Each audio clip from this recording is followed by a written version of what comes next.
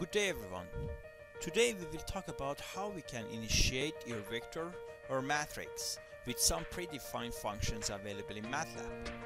Also we will learn how you can create an M file or a function. And finally we will do a few simple examples which you will use some functions and some of these predefined MATLAB functions. Now let's get back to our MATLAB.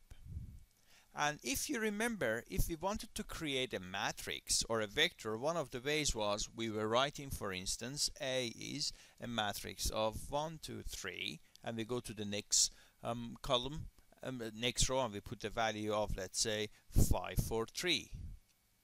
And we put a space in order to say that each of these ones are in separate column. So here we have a 2 by 3 matrix, but sometimes some of these matrices have some specific value.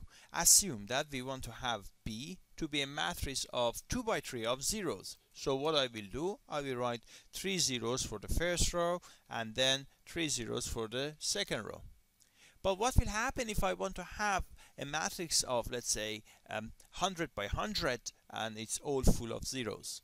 In order to do that, we can use some predefined functions which we have in MATLAB. For instance, I want to create a 2 by 3 zeros matrix by using C is equal to a function called zeros, 2 and 3.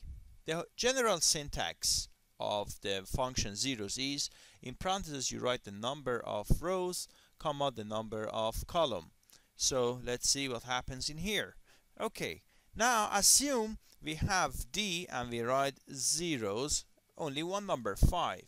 If we only put one parameter as an input to zeros, it means that it will be a square matrix, which means that the number of rows and columns are equal to each other. So here D is a 5 by 5 zeros matrix. Now, if you want to have all the elements of this matrix to be number 1, we can use a function called ones, which is structure-wise very similar to matrix 0. Here we have a 4 by 3 matrix of ones, or similarly if we want to write only ones and one single number like 6, it means that we are creating a 6 by 6 and a square matrix of ones. Now because we have ones, it means that we can have actually a matrix which is initialized to any constant number. For instance, I can have a matrix G. Let's say the size is 4 by 5 and all the values are pi. So I use pi multiplied by ones of 4 and 5. So here I have a matrix that all of its elements have been initialized to the number pi. Now, sometimes, due to the problem, we want to have a matrix and we want to initialize each of its values with some random values. Now, in order to have random values, we have two functions available in MATLAB. Let's clear our screen and also clear all our data. Assume A wants to be a matrix of 3 by 4 and the values should be a random values. The functions that we have in MATLAB are rand and randn. Let's use the help in order to see what is the difference between rand and randn. Rand will create values or matrix or vectors of random numbers which have uniform distribution. And if you look at the help, it tells you the syntax and how you can do it.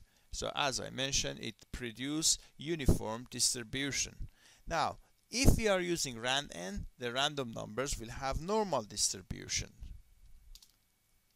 And here, by using help, we can see how you can use this syntax. Now, easy way of using this syntax is in this form. A is a rand, and I said that 4 by 3. So it means that A will have a matrix with random numbers, and it has 4 rows and 3 columns. If I run it once again, you see that I will get different numbers. Now I can have, let's say B is randn of 5, which means that B is matrix of 5 by 5, and all the elements are random numbers which have the normal distribution, and here you can see such distribution. Now, one of the other predefined functions that we can use in order to create matrix is a matrix of I. I can write I and I can put the value 6, which means that we have an identity matrix of size 6. Of course, you can always define I to have the different sizes, for instance 4 and 3, 4 rows and 3 columns, and you see that we have ones on the main diagonal. So I is creating an identity matrix in case of a square matrix that we have, or if the matrix is not a square, we have only ones on the main diagonal and all other elements are 0. Okay, now again let's clear all the variables and clear our screen. As you have noticed till now, what we have done, we have written some comments in the comment window, and as soon as we press enter, it has been executed. But the desired form is that we write all the comments together, and when everything, all the program is ready, we want to run it. In other words, all the things that you see in common history, I want to write them down in one program and then run all the program and everything happens. In order to do that, we have to make a new script. If you go to the tool script that you have here in the toolbar that we have here, we can click on something which is called new script. If you click it, it will open a new window. And this is the place that we can actually write down our program.